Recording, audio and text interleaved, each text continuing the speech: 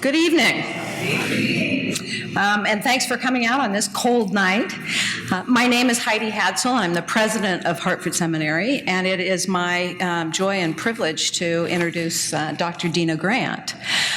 Before I do so, for those of you who don't know things about Hartford Seminary, there's lots of literature in the foyer out there, and a lot of people around here, students and faculty and friends of Hartford Seminary, that would be happy to answer any questions that you have.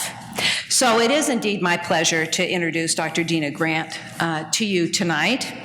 Professor Grant is in her second semester at Hartford Seminary as Associate Professor of Jewish Studies.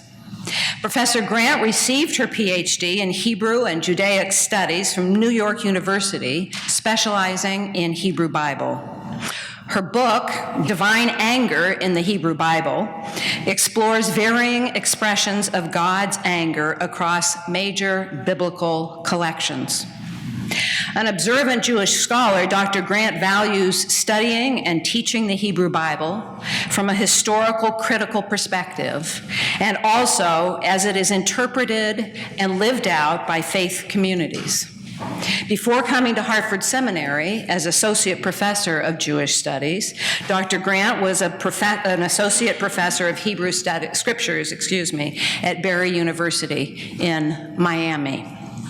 And I remember when we were searching for someone, for this position, I was on a committee of the Association of Theological Schools, and somebody on that committee was from Barry University.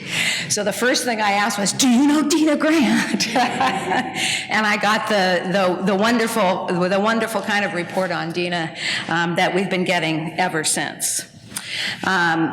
We couldn't be more happy to have Deena Grant here at Hartford Seminary, and I couldn't be more happy to introduce Dr. Deena Grant. As I said, this is only her second semester here, and yet already Deena is a very popular professor and a much appreciated faculty colleague. And you can see lots of seminary students here, and colleagues as well. You all will have a glimpse tonight of Dr. Grant's knowledge of and love of the Hebrew Bible, her formidable and fun pedagogical skills, her critical mind, and her friendly and interesting personality. Please join me in welcoming Dr. Deena Grant.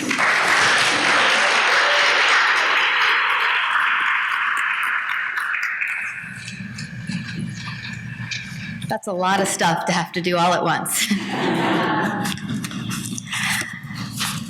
Before I begin, first of all, I'd like to thank you all for coming out to hear me talk a bit tonight. And yes, I've already been here at Hartford Seminary for really only a semester and a half. And while that still makes me quite new here, if you were to count time, say, as my 8-year-old daughter, I've basically been here forever. But, in fact, I do feel like I've been here long enough to have a small bit of perspective. And that perspective is of a faculty member who has been welcomed with open arms and oriented to her new job, new responsibilities, new unusual building, by exceptional and warm colleagues. A new faculty member who has been energized by astute and motivated students who themselves study together as a community of Christians, Muslims, and Jews. And so it is with great appreciation for being here that I'd like to start my talk tonight. My talk moves us way back in time to the ancient world. Ooh, not ready for this just yet, but that's okay. You can see me, right? I can't see anybody, but that's okay. I guess I can't get nervous. To the ancient world, where we find that ancient religions interact. And I want to have us consider one way in which the Bible incorporates a wider ancient Near Eastern paradigm to argue for and ultimately succeed in asserting a distinct form of monotheism. The Hebrew Bible, perhaps most famously, argues for exclusive monotheistic worship of the God of Israel in the Ten Commandments. And so I will read from the Ten Commandments. I am the Lord your God, who brought you out of the land of Egypt, out of the house of slavery. You shall have no other gods before me. Commands such as this one pervade the Hebrew Bible. However, for those of you familiar with the Hebrew Bible may know, these admonishments were quite unsuccessful. Biblical monotheism did not really take hold till the end of the biblical period. How do we know this? Well, in part through archaeology and through epigraphic remains, but also because the Bible tells us so. The Bible tells us that the people of Israel worshipped gods in the desert as they were wandering to the land of Israel. Once they got to the land of Israel and were settling there, under the monarchy, both northern Israel and Judah, both the kings and the masses. And in fact, we even know the names of some of the gods whom they worshipped. And so I've listed some of them for us across the timeline of biblical history. And I'll read from the underlined. From the time of the wanderings in the desert, thus Israel yoked itself to Baal of Peor. From the time of the judges, worshiping the Baals and the Astartes, the gods of Aram, the gods of Sidon, the gods of Moab, the gods of the Ammonites, and the gods of the Philistines. We look to the right. The prophet Elijah admonishes, how long will you go limping with two different opinions? If the Lord is God, follow him. But if Baal, then follow him. What we learn from this passage is actually that the people of Israel were worshiping Baal and the God of Israel both together. And under the kings, they set up for themselves pillars and asherim. They served idols. I've also included a picture. This is a picture of what scholars refer to as Judean pillar figurines. They are idols. We've found about 1,000 of them in Judah from the 7th century BCE, mostly around Jerusalem. We believe they are involved in some type of fertility cults. The reason we think fertility, I guess, is self-explanatory. Why were the Israelites worshiping these gods? For those of us reading the Bible now, we may perceive this worship, as per the Bible's evaluation, as a sin. However, this was not necessarily the perspective of the ancient Israelites themselves at this time. How do we know this? We have some hints to this in the Bible, and I'd like to look at one hint in particular. When the biblical prophet Jeremiah was trying to convince a group of exiles who had been exiled from Judah and taken to Egypt to stop worshiping a particular god, a particular foreign god, actually a foreign goddess, this group of exiles turned to Jeremiah and said, absolutely not.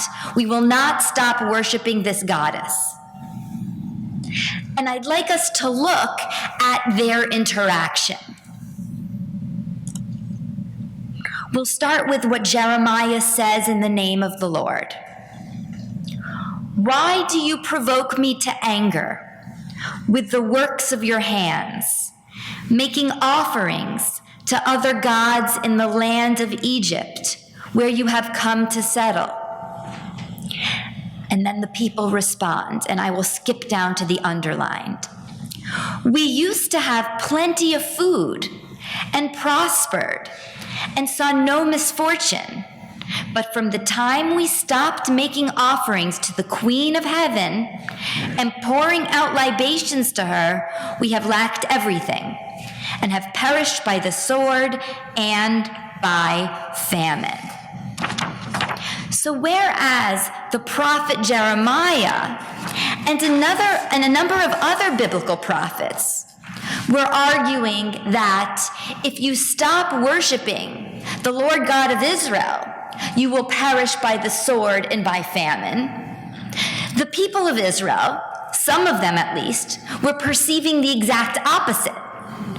That if they stop worshiping these other gods, such as the Queen of Heaven, that's when they will perish. That's when they are perishing by the sword and by famine. Thus, we can get a glimpse into the minds of the people of Israel, into what scholars describe as popular religion. Why is this important? This is important because it allows us to understand the original audience of the Hebrew Bible.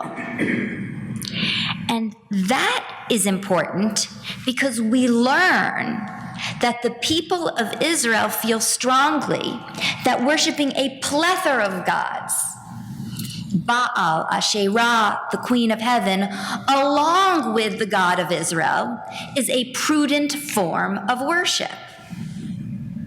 And what that tells us is that exclusive monotheistic worship of the God of Israel is a hard sell. And so, it is in light of this that I'd like to explore one way in which the Bible endeavors to sell it. Specifically, how the Bible incorporates and modifies a wider ancient Near Eastern paradigm in order to persuade Israel toward the exclusive worship of the God of Israel. Again, how the Bible incorporates an idea, a wider idea, and modifies it, recontextualizes it. The ancient Near Eastern paradigm that I want to focus on now is the storm versus sea paradigm. And so, to move further forward with our task, I'd like us to hone in on the Genesis creation account in the beginning of the Hebrew Bible. I've excerpted most of verses 1 through 10 at the beginning of Genesis chapter 1, the creation account, which include the creation of all of the elements in this section, all the physical elements. I've excluded the creation of light. And what I will do is I will read aloud from this section. In the beginning, Bereshit, when God created the heavens and the earth was a formless void, and darkness covered the face of the deep, while a wind from God swept over the face of the waters. Then God said, "Let there be a dome in the midst of the waters, and let it separate the waters from the waters. So God made the dome and separated the waters that were under the dome from the waters that were above the dome. And it was so. God called the dome sky. And God said, "Let the waters under the sky be gathered together in one place, and let the dry land appear." And it was so. God called the dry land earth, and the waters that were gathered together he called seas. Aside from God, what is the element most frequently mentioned when describing the creation of the physical world? Water. In fact, there are 3 different terms for water used in this short section. In English, these terms are represented with the words deep and waters and seas. Deep waters and seas. In Hebrew, they are represented with the words tehom, mayim, and yamim. These words, while they all mean waters, they do have slightly different nuances and slightly different semantic ranges. And what we see from this passage is that waters start off creation. Darkness is over the waters. Choshech al pnei tehom. Water is pushed and pulled up and down, left and right, in order to make room for the world. V'yavdel bein hamayim. And so we get this geography of the universe. Waters, world, waters. Why water? Why is water at the beginning of creation? Why does the world emerge from manipulated waters? In other words, why is water so central to creation? There are many possible orientations toward answering this question or addressing this question that range the science and faith spectrums. But I want to consider this question from an ancient Near Eastern historical perspective. And that means I want to ask, what other beliefs and ideas about the universe and about its creation were circulating at this time? And in turn, how is the Bible's version of creation similar, and how is it unique? Because a biblical message may lie in how it is unique. And so, to learn about the beliefs that were circulating at this time, we turn to the most famous contemporaneous cosmogony, the most famous ancient Near Eastern creation account, Anu Malik, the Babylonian creation epic. The Anu Malik tablets that we're going to be talking about were recovered in 1849 in Mosul, Iraq, which was the Assyrian city of Nineveh. They were found in the library of the ancient Assyrian king Ashurbanipal, 7th century BCE king. We know him from the Hebrew Bible. We know his father Esarhaddon from the Hebrew Bible as well. They exiled groups of Jews. Though these tablets are from the 7th century BCE, the story, the myth, the narrative most likely comes from much earlier. We know this from a variety of reasons. Perhaps from the 14th century, but most likely much earlier to the 18th century BCE. I'm going to give a summary of the relevant parts of the story for our topic. The primordial time begins with two gods. The freshwater god Apsu and the saltwater goddess Tiamat. And there are also other gods living inside Tiamat. These gods are noisy and they upset Apsu. So Apsu decides he wants to kill them. One of them kills Apsu first. In turn, Tiamat wants to avenge the death of her consort and goes out to kill the gods. The gods are horrified, they are frightened, they are terrified, and they seek a champion from among them to battle against Tiamat and to protect them from Tiamat, to be their champion against Tiamat. They look around and they appoint Marduk, the storm god. Marduk, the storm god, announces, yes, I will battle Tiamat, the sea goddess, and I will fight Tiamat, the sea goddess, on one condition, that you make me king of the gods.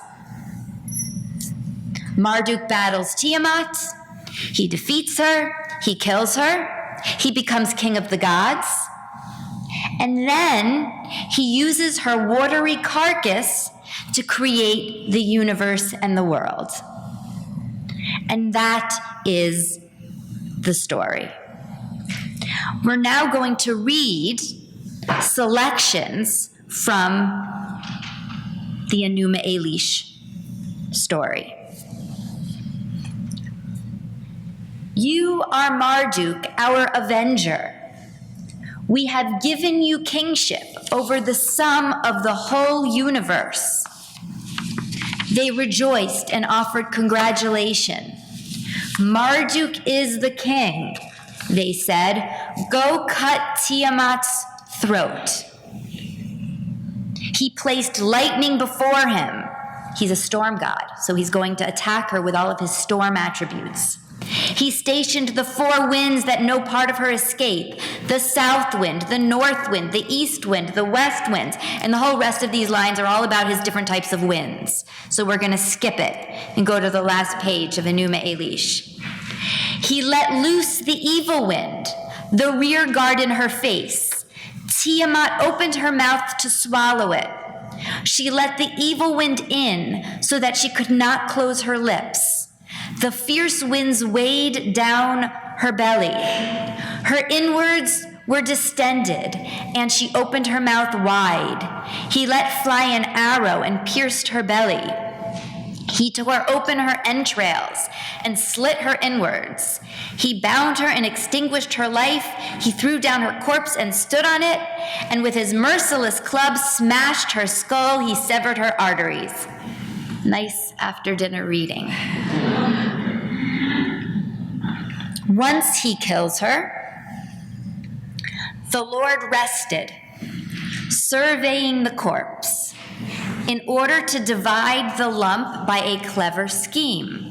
He split her into two parts like a dried fish. One half of her he set up and stretched out as the heavens. He stretched the skin and appointed a watchman with the instruction not to let her waters escape. So it seems that Tiamat, this water goddess, he splits her into two parts. Half of her he puts up here, this water, as heavens, but the water can't come down below the heavens because there's a watchman stopping it. The other part of her presumably is down here. The rest of the text talks about how he creates the universe in between. There are three components I'd like to mention about this narrative. One, Marduk gets kingship for defeating the sea goddess Tiamat. Two, Marduk defeats Tiamat with his powers of wind, because he's a storm god. And three, Marduk uses Tiamat's watery carcass to create the universe. And thus, if I were to outline this story visually, I would say it would look like this. Marduk, the storm god, routs the sea goddess Tiamat to rule as king of the gods. Turning back to Genesis with this in our minds, there are both similarities and differences. First, some obvious similarities. In both, the world begins with water.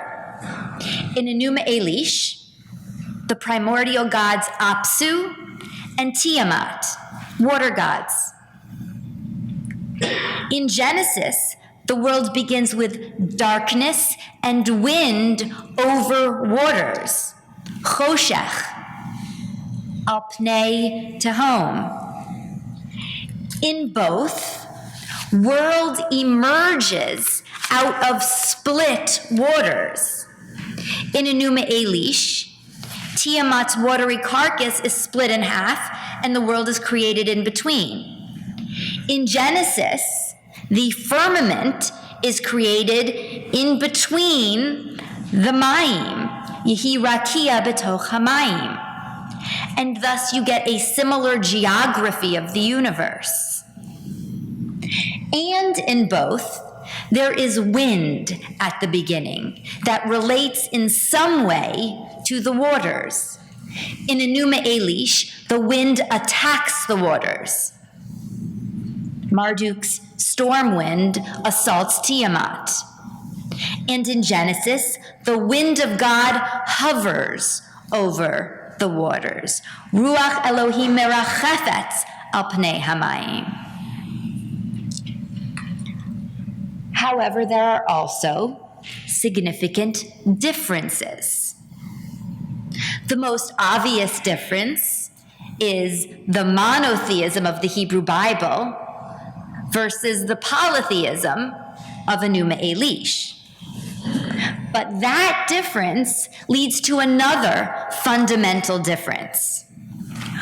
Whereas Marduk battles the waters with his weapons of wind, by contrast, in Genesis, the God of Israel does not battle. The God sweeps over the calm waters that accede to God's will. The waters in Genesis have been stripped of their vigor, demythologized, for they are now a mere created object of the God who stands alone. Thus, we see that Genesis incorporates the paradigm of storm versus sea, but contextualizes it monotheistically, with the God of Israel as the only actor. To what rhetorical end? To demonstrate that the God of Israel is even more worthy of reverence than is Marduk. Whereas Marduk is one God among many, and therefore must battle in order to create the world. By contrast, the God of Israel stands alone and therefore fashions the world in peace. However, what we've seen so far are only thematic linkages, no linguistic connections as of yet. Do we have any closer texts that can offer further evidence so that we can be sure that the Hebrew Bible is engaging this storm versus sea motif directly? And in fact, we do. So I'd like us to move on to our second and last ancient Near Eastern text. And that one is the Baal cycle.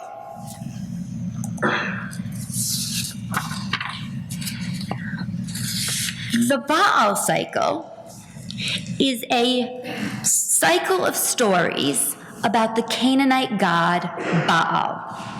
It's written on a number of clay tablets in the language of Ugaritic, which is a dialect of Canaanite, alphabetic cuneiform.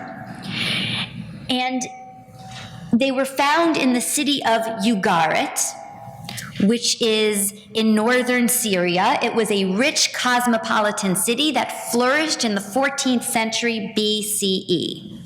Its location is much closer to Israel than was the location of the finding of Anu Malik, which was Nineveh. And I'll just take a moment to demonstrate that, to point that out. Is my mouse working? Yeah.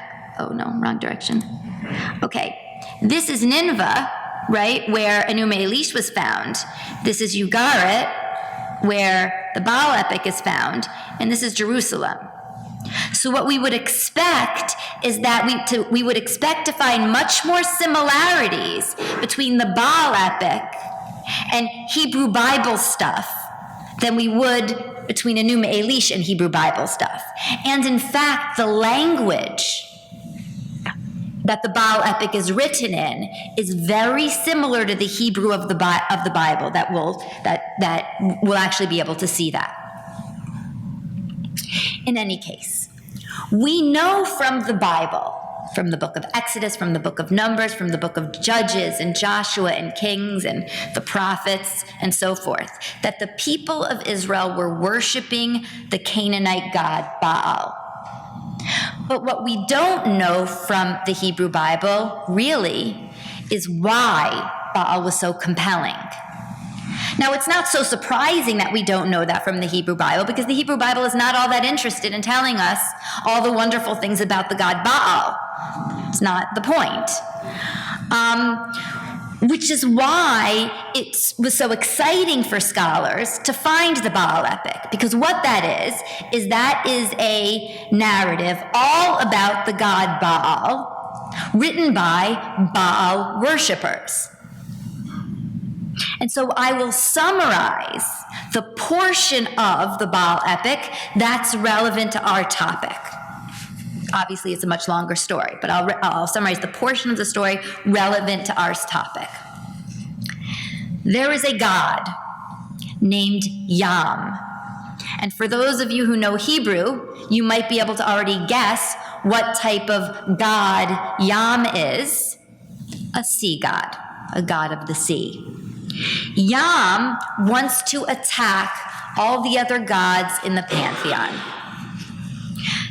The gods are terrified, and so they ask Baal, who is a storm god, to protect them and to oppose Yam for them. Baal agrees. He fights Yam and slays Yam, the water god. In return, the gods build a palace, a temple, for Baal, and Baal becomes king of the gods. And so let's read an excerpt from the Baal epic. Indeed, I tell you, Prince Baal, I reiterate, O Cloud Rider. Cloud Rider is an allusion to the storm god nature of Baal. Now your enemy, Baal. Now smash your enemy. Now vanquish your foe. So assume your eternal kingship. Notice the words Melech Olamika for the similarities to Hebrew. Your everlasting dominion. The weapon leaps from Baal's hands like a raptor from his fingers. It strikes the torso of Prince Yam between the arms of Judge River. So he attacks Yam and he kills Yam. And later on, it is announced, So Yam is dead, Baal reigns, so he rules. So the storm god attacks the sea god and reigns as king. Now I want to mention something else. Yam does not fight alone. Baal also has to fight Yam's retinue. Yam has some helpers, some soldiers. They are monster fighters. And I want us to remark on them because we have some linguistic connections to them. So in recalling the fight, later on, Baal is recalling this great fight against Yam and how he defeated Yam and became king of the gods. And I will continue reading. Surely I fought Yam, the beloved of El. Surely I finished off River, the great god. Surely I bound Tunan and destroyed him. I fought the twisty serpent, the potentate with 7 heads. When you killed Litan, the fleeing serpent, annihilated the twisty serpent, the potentate with 7 heads, the heavens grew hot and they withered. And so, we see here the same paradigm in the Baal epic that we saw in Anu Malik Story. That to be king of the gods, you must demonstrate that you have the powers of the storm over the sea. And so we have the same paradigm from Anu Malik Story. The storm god Baal routs the sea god Yam to rule as king of the gods. Our reading of the Baal epic helps us understand what is so compelling about Baal to the Israelites. For it reveals to us an extant paradigm that spans a continent, Nineveh to Ugarit, and centuries, hundreds and hundreds of years, which is that to rule as king of the gods, you must demonstrably defeat the mighty waters with your powers of storm. The Baal epic also helps us understand the Genesis creation account that portrays God hovering over the water and God forming the world by pushing aside the waters. But before we fully get back to the Genesis creation account, I want to bring up some of the linguistic linkages I've been alluding to between the Baal epic and the Hebrew Bible, which further indicate that the Bible engages the storm versus sea motif directly. And these can be found most closely in biblical poetry. And so I thought we'd look at just one, although there are many. Psalm 74 is a creation account, like Genesis 1 is a creation account. However, Psalm 74 is a much more combative creation account than is Genesis 1. And I'd like to read from Psalm 74. Yet my king is from old, working salvation in the earth. You divided the sea by your might. You broke the heads of the dragons in the waters. You crushed the heads of the Leviathan. And then it goes on, and then it goes on and on to talk about how God created the world. But what you may notice is the paradigm and the motifs and the linguistic connections to the Baal epic. What you have here is God as king assaulting the sea, Yam, the dragon Tanin, and the Litan, the Leviathan. Remember how those were the monster helpers of Yam? You've got that retinue here in order to be presented as king. And what's further interesting is if we take the Litan, I want to just go back for a minute. Notice how the Litan is described in the Baal epic. The Litan is described as a fleeing serpent and a twisty serpent, and also notice as a potentate with 7 heads. Now we go back, a fleeing serpent and a twisty serpent. Actually, I know I'm sticking on this point, but Bathna Bariach and Bathna Akalaton with 7 heads. In verse 14, you crushed the heads of the Leviathan. How many heads does the Leviathan have? Maybe 7. Doesn't say it in the Bible, but if we use the Baal epic, perhaps 7. Now the Leviathan, Psalm 74 doesn't describe the Leviathan, but Isaiah 27 does. And take note how the Leviathan in Isaiah 27 is described.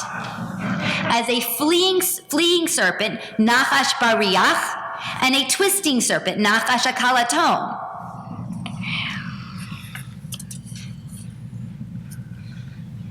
These linguistic linkages suggest to us that the Bible does engage the storm versus sea paradigm. Now, with all this, returning to Genesis.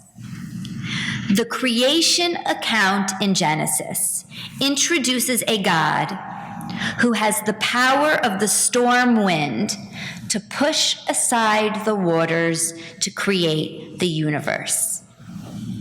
In this way, the creation account introduces a God who is the supreme God of gods on par with Marduk or Baal. However, the battle we saw in Anu Malik and in the Baal epic is missing in Genesis. Instead, the God of Genesis is portrayed as hovering over the docile waters and pushing them aside ever so effortlessly. Thus, Genesis actually introduces a God who is far more worthy of reverence than is either Baal or Marduk, for this God reigns alone. To conclude, I don't think it's an accident then that Israel's watershed moment, where God reintroduces God's self to an enslaved people who did not know God, was by overpowering or splitting the waters at the Reed Sea. And how did God split the waters at the sea? With the wind. With the wind of your nostrils, the waters piled up. The flood stood up in a heap. The deeps congealed in the heart of the sea. And take note, what you have here is God's power of wind against all 3 words for water that we saw were used in Genesis 1. The Mayim, the Tehom, and the Yam. Yam, by the way, is a cognate to the Yam in the Baal epic. Tehom is a cognate to the Tiamat in Anu Malik. So you have God against all forms of water. God's wind against all forms of water. And to what end? To what end? Well, the end and the purpose is revealed at the end of the song, when the people announce, "The Lord will reign forever and ever." Eternal kingship. God achieves eternal kingship. And thus we see the full expression of the storm versus sea to rule as king paradigm. However, in this biblical monotheistic context, God achieves kingship not over other gods, but over God's treasured possession, the people of Israel. So you have God's storm routes the sea to rule as king of Israel. To conclude, my point more broadly is that none of us exist in a vacuum. The Hebrew Bible's first audience clearly did not, and the Hebrew Bible operates accordingly. This is why, from a research perspective, it behooves us to know ancient Near Eastern themes the Bible engages in order to perceive more fully the biblical rhetoric. More specifically, the Bible incorporates an ancient Near Eastern paradigm and reconstitutes it monotheistically in this case. In so doing, Genesis contends that the God of Israel reigns similar to other supreme gods, but that the God of Israel is also different from them in that this God reigns supreme, not as one over many, but as one alone. Okay, thank you.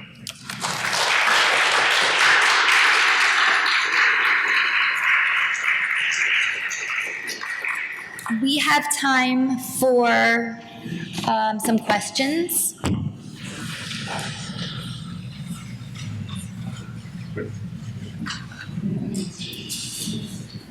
I'm going to bring around the microphone so that everyone can hear the questions. And please make it a question and not a statement if you can. Thank you.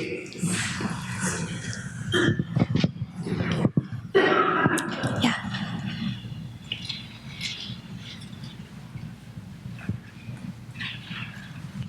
So when you said Genesis chapter 1, the creation story, when you interpreted on the screen, you omitted the light. Yes, I said that I did that. Yes. Yes. Can you tell us why you omitted it? Yeah, I omitted it because it wasn't what I was talking about. That was the only reason I omitted it. It was for the sake of lengthening the conversation. Yeah. But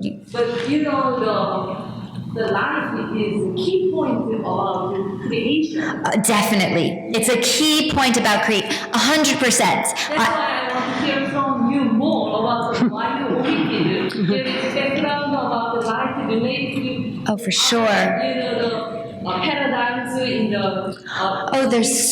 Yeah, I agree with you. There is so much conversation about the light. And by the way, there's a lot of conversation about the light in the ancient Near East and engaging in ancient Near Eastern texts about light gods and how the Bible was perceiving rhetoric about that. I just wasn't talking about that today, so I didn't want to include it. But there was a lot of conversations about that. Yeah, definitely. And I didn't mean to say there wasn't. I just wasn't talking about that today. Yeah. Yes. Yes. Time. Exactly. Oh, that was compelling, really compelling. Thank you so much. What led you to be interested in exploring this particular approach to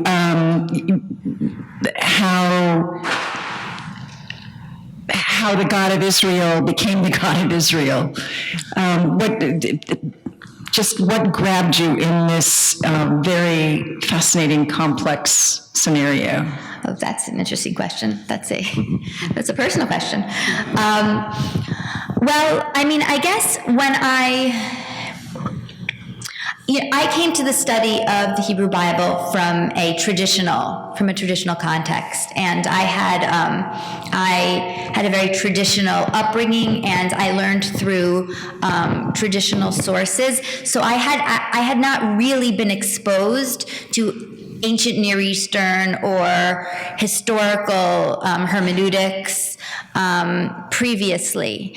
And so the idea that there could be other information that would illuminate perceptions about the nature of God was very exciting to me.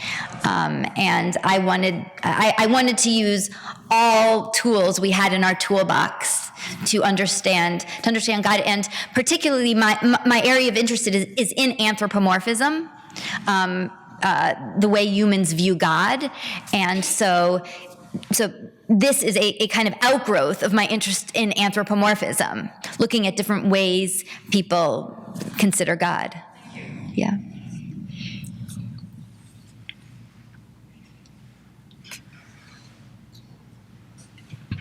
Thank you.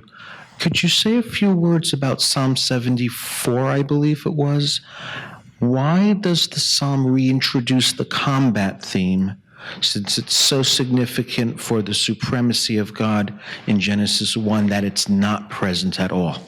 It's a great question. And there is not, well, to tell you this, number one, there's not a consensus of an answer on that. So any answer I give would be an opinion more than an answer. The Psalms, well, one thing is that biblical poetry, such as you find in the Psalms, often use ancient themes to evoke emotion. And something like the combat theme is very emotional and will evoke a sense of, this is my God, I am with you. And I think the purpose of the psalm was different. Now we're not certain of what scholars call the Zitzimleben, or the context and time of the Psalms, but let's say they were sung in the temple for liturgical purposes, or whatever purpose they were. It wasn't the same as Genesis 1, which would have been more perhaps pedagogical teaching. Rather, it was more emotional, and bringing up an emotional scenario. The combat, I think, would have facilitated that, and that is one that would be one part of my answer. I would have a lot more to say about that, but that I guess I'll end my answer now, though I have a lot more to say about that. Yeah.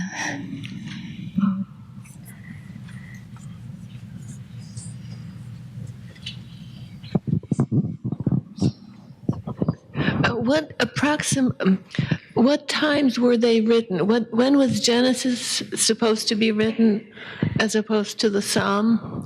Well, so that's a very complicated question, and it depends who you ask. Well, when we talk about scholars, and scholars will talk about a time period between 8th century BC to the 6th century BC, leaning more towards the 8th for Genesis. And the Psalms, anyone's guess, each Psalm is perhaps different. The Psalms, there's an issue of archaizing versus archaic. So you'd have to analyze each Psalm in particular. This Psalm, I think, is particularly old. So if you're asking which is older, Genesis 1 or Psalm 74, I wouldn't, I'm not a betting man. I'm not sure what I would say about that. Now, of course, that's a scholarly answer. Obviously, there are faith perspectives that would have a whole different orientation of an answer to that question. No, I was interested in the scholarly guess. And so that's that, yeah. So there's no, did you guess a date for the Psalms, or? So at this moment, I wouldn't get, well, so each Psalm is different. Right, so in terms of the Psalms, you can't have a guess for Psalms. For this one? For this particular Psalm, I would lean more towards earlier, like 8th and 9th BC, rather than later. Like I would say pre-exilic. I would say pre-exilic rather than exilic. That would be as close as I would say. And I would say not even, I wouldn't even say late pre-exilic. I would say, mid pre-exilic. Yeah.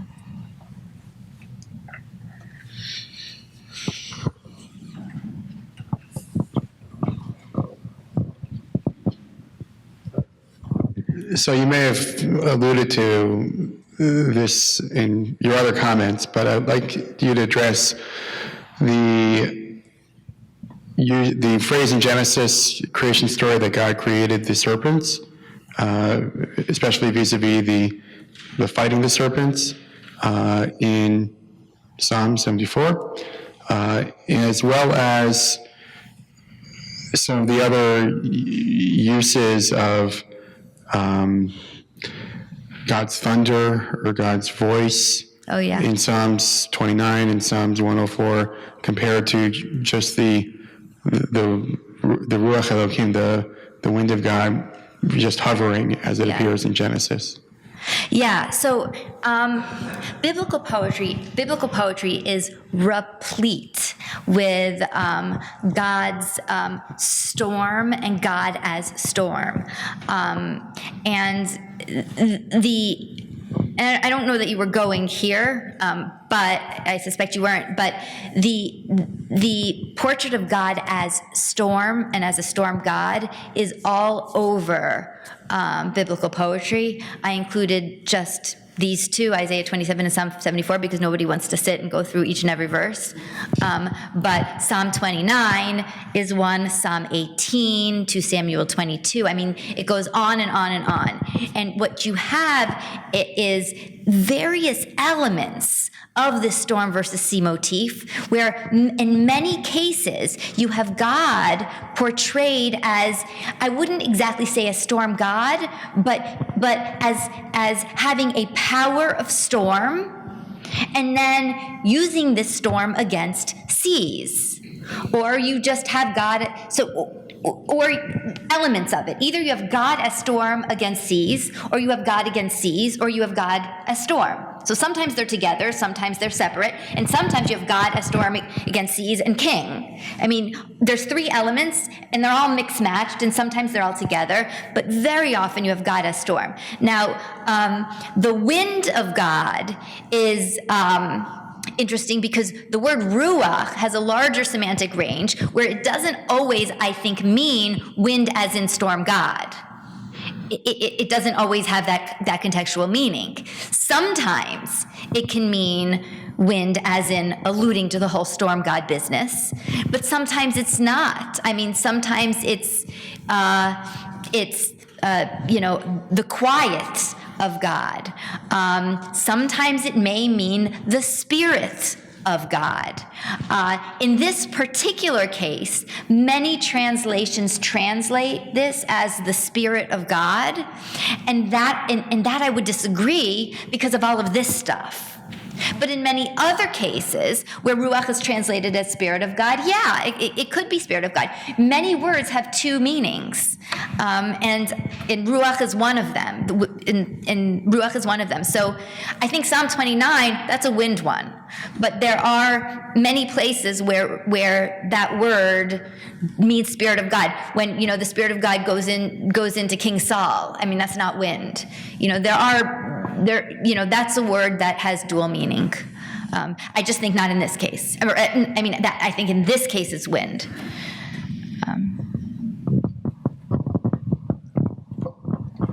All right, well, I think we're going to break now for our little reception, and in the back we have some cake and some cookies, all from Crown Market, all kosher, and I hope you will enjoy them and get a chance to say hi to Deena. Thank you so much for coming.